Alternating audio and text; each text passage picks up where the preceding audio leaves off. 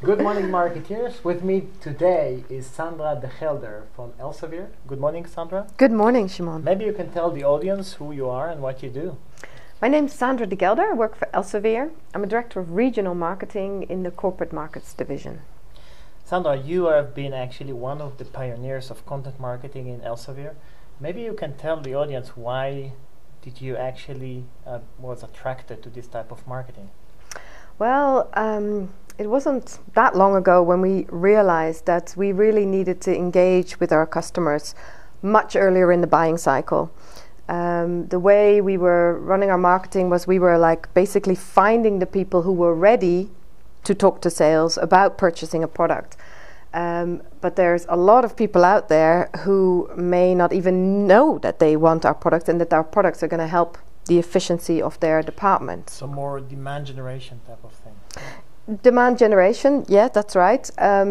Especially since we are in a market that is traditionally not used to using our products. So we've identified that the corporate markets division that I work in, that corporations can use scientific information to improve their research efficiency.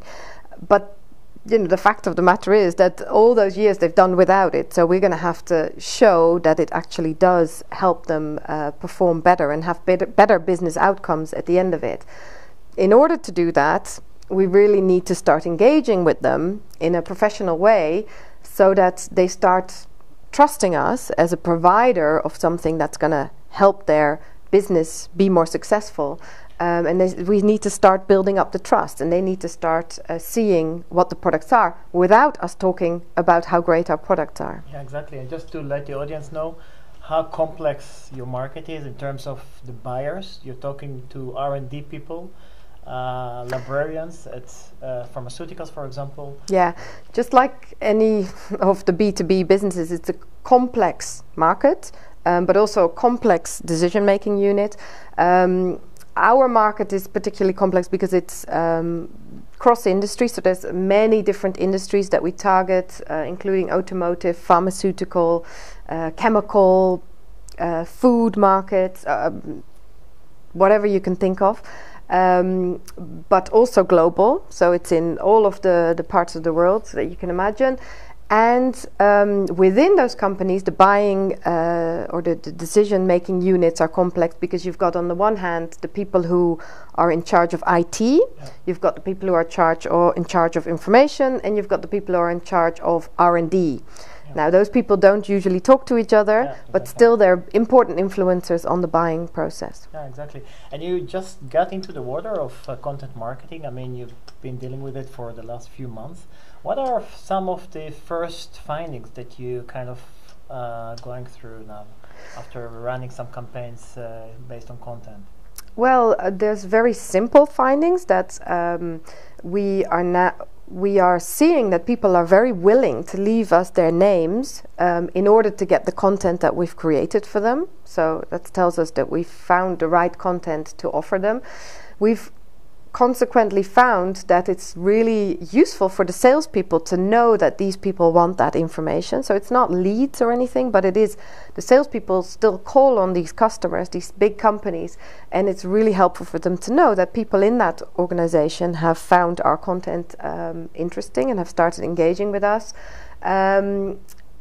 And we have, I would love to say that we have been able to generate leads, but I very much believe, as I said earlier, in engaging earlier in the buying cycle, and therefore we didn't expect any leads at this early stage in the game. This is literally hoping to catch people who are either in assessment stage or on decision stage. That need nurturing further on the process. That's right. And Sandra, you mentioned about that you actually started this and you chose for some content. You called it interesting content.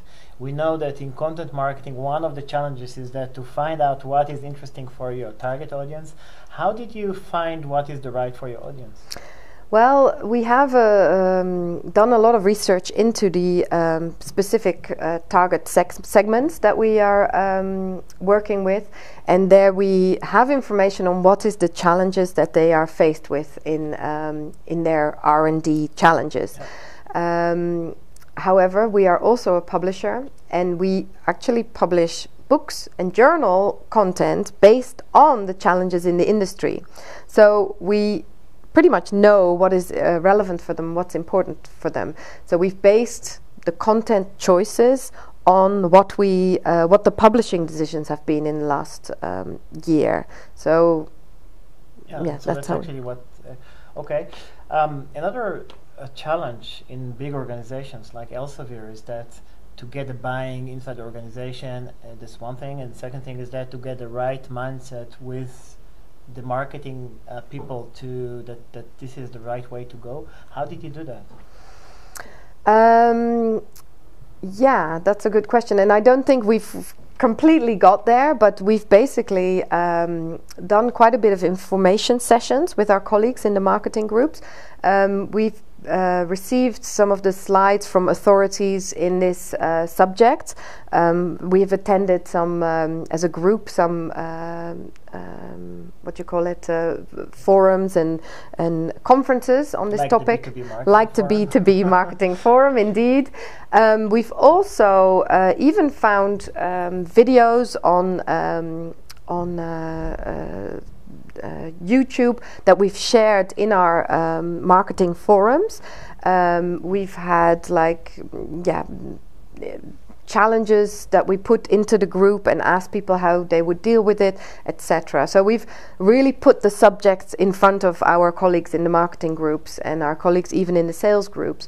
But it's still a challenge, and we still need to get there. It does help that the sales organization is moving from a sort of traditional sales approach to a solution-based sales approach. So they have actually very similar challenges. They need to understand what to say when they knock on people's doors, and they shouldn't talk about the product, but they should talk about the issues and the problems and the challenges of that person who sits behind that door.